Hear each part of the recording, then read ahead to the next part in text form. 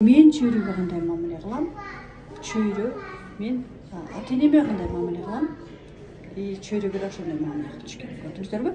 Биздин балалыктагы ата-энебиз менен болгон байланыш, алар кийин биз чоңоюп кеткенден кийин ата-эне кетет дагы, биздин ордубузга ким келет? Ата-энебиз келет экен. Ошондуктан мен айтпакмын, ата-энелер кандай гана жашоо болбосун, кандай гана ситуация болбосун, эч качан балдарыңыздарды жакын ата-энеңиздер да, ата-эне жакын туура аларга ишенесиздер, сиздерди чоңойткон, бирок ошондо дагы эч кимге бербей өзүңүздөрдүн энелик жүрөгүңүздөргө кысып чоңойтуңуздар демекчи. Жана чоң энелер, бизде чоң энелер дагы абдан көп окшот. Чоң энелер, сиздер билимдүүсүздөр, ачык эле келиниңиздерге айтыңыздар. Капа болсоң капа бол, балаңдын келечегин ойлосоң, мен бага албайм небереңди деп эле ачык эле айтыңыздар. Сиздерден сурайм. Себеби дегенде сиздин баккан небереңиз кийин ата-энесине нааразы болот. Туура сизди жакшы көрөт, бирок ата-энеси сизден нааразы болот, и турмушун алып кетиши кыйын болот. Ушул нерсени мен абдан көп байкадым. Себеби дегенде мага кайрылгандардын көпчүлүгүнүн эле болун издеп келгенде эле этегинде эле именно ошол багып чоңойткон балдардын болдору абдан көп болот экен.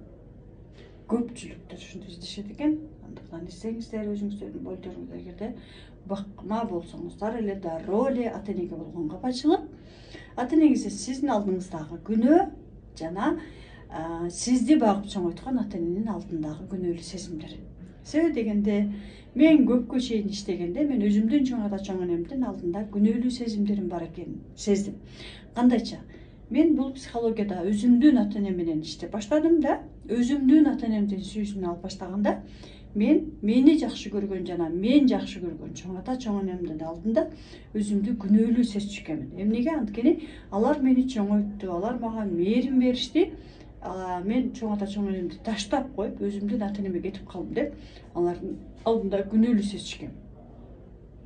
Ошондой күнөөлүү сезим бар экен. Мен аны разбордон, практикадан көрдүм дагы. Биз бул убакта эмне кылабыз? Албетте ал жакта калып калбайбыз. Алардын алдында, чоң ата чоң энебиздин алдында, бизди баккан ата-энелердин алдында өзүбүздү күнөөлүү сезбеш үчүн биз ал жакта калып калат экенбиз да. Мисалы мен чоң ата чоң энемдин катарында, чоң ата чоң энемдин балдары болуп калып калат экенмин дагы. Өзүмдү ата-энемден да өйдө койчу экенмин да. Элестетиңиздер, өзүмдү ата-энемден өйдө коюп, ата-энемдин улуктугун кабыл алчу эмес экенмин. Себеби дегенде мен дагы мындай деле, бул жан дүйнөмдүн программасы.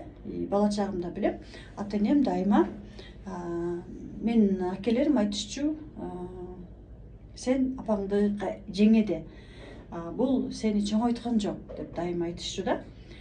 Бирок мен негедир жеңе дебептирмин, апа дептирмин, ошого үйрөнүптүрмүн.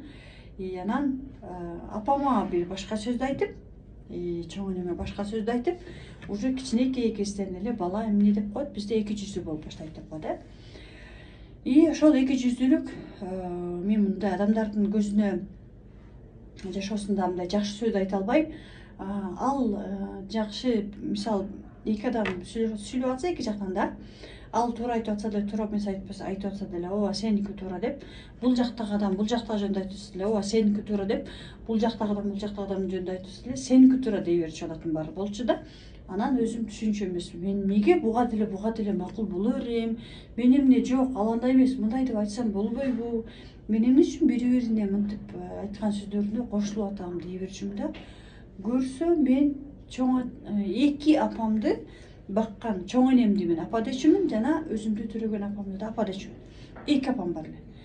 Жашоомдо дагы ошол эки апамдын сөзүн кыя албай, ал апама да макул, бул апама да макул, бул апама да жакшы, бул апама да жакшы деген сөздөрдү мен жашоомдо кайталап келе бериптирмин.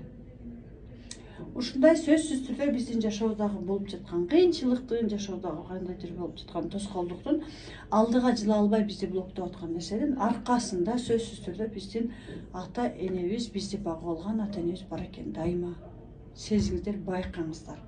Дайыма арка жагын караңыздар. Хорошо? Кандайдыр бир аркасында бир нерсе турат.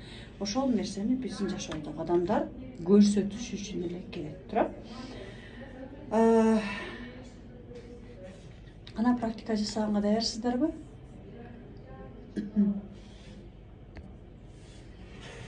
Келиңиздер анда мен бакма баламын аттуу практиканы мен бүгүн түз эфирде жасатам. Мындан аркы программадагы практикаларды мен түз эфирде жасатам.